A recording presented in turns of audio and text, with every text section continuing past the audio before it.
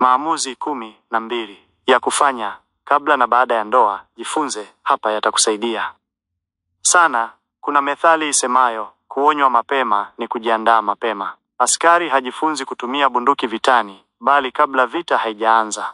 Ndoa nayo iko hivyo. Hujajiandaa ukiwa ndani ya ndoa, bali unajiandaa kwa ndoa. Hivyo basi, kabla hujaingia kwenye ndoa, haya ni maamuzi 12 muhimu unayopaswa kufanya.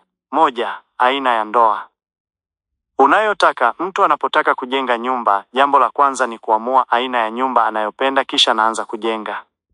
Vivyo hivyo, unapotaka kuoa au kuolewa, amua ni aina gani ya ndoa unayotaka. Kuwa na maono kwa ndoa yako. Usioe au kuolewa tu kwa sababu una umri au unahitaji mwenza. Je, unataka ndoa yenye amani, furaha, mafanikio na kuridhika? Sasa hivi ndio wakati wa kuamua. Amua ndoa yako iwe mfano wa kuigwa. 2. Kuifanya ndoa yako ifanikiwe. Kama maisha yalivyojaa changamoto, ndivyo ndoa ilivyo. Ni jukumu lako kuhakikisha ndoa yako inafanikiwa.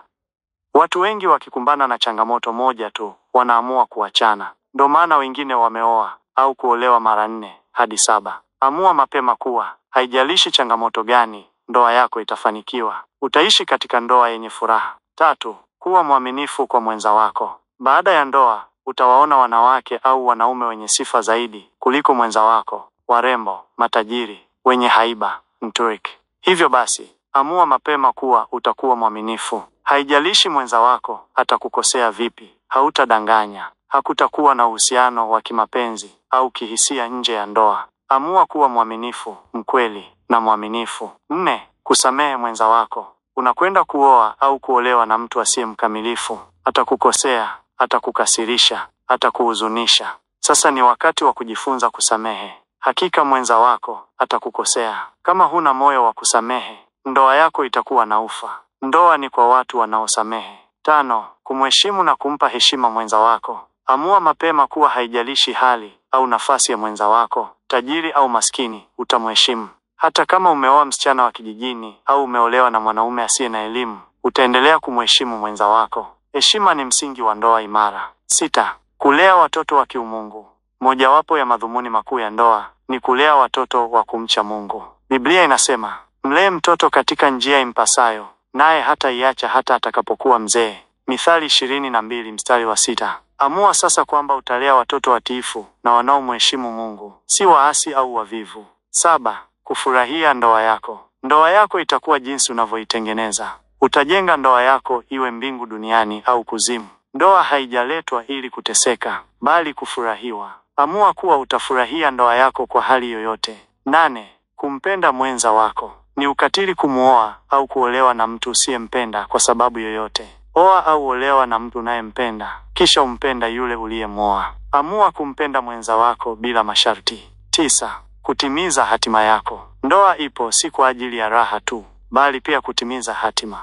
Amua kwamba ndoa yako itakuwa daraja la kufanikisha hatima yako, si kizuizi. Kumpenda mwenza wako, kumheshimu Mungu. Katika ndoa yako, Mungu ndiye aliyeasisi ndoa, hivyo ndoa ina sehemu yake ya kiroho. Ndoa yako inapaswa kumletea Mungu heshima. Usiishi kwa ugomvi, uzinzi au udhalilishaji. Ndoa yako iwe zawadi kwa Mungu. 11.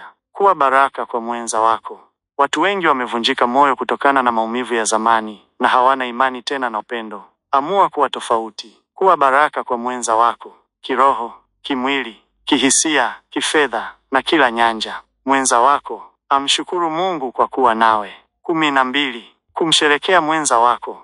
Biblia inasema, ufurahie mke wa ujana wako. Mithali 5:18.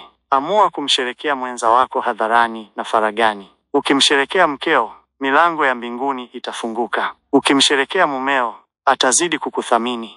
Haya ni maamuzi 12 thabiti ya kufanya kabla ya kuingia kwenye ndoa. Kama tayari umeoa au umeolewa, bado unaweza kuyatumia kuboresha ndoa yako. Utashindwa kwenye ndoa kwa jina la Yesu.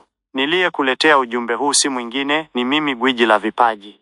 Gwiji la Vipaji napatikana kwa nambari ya simu ya 0712640400 mwisho 8. Asante, tukutane wakati mwingine. Usisahau kusubscribe, kulike, kushare na kucomment.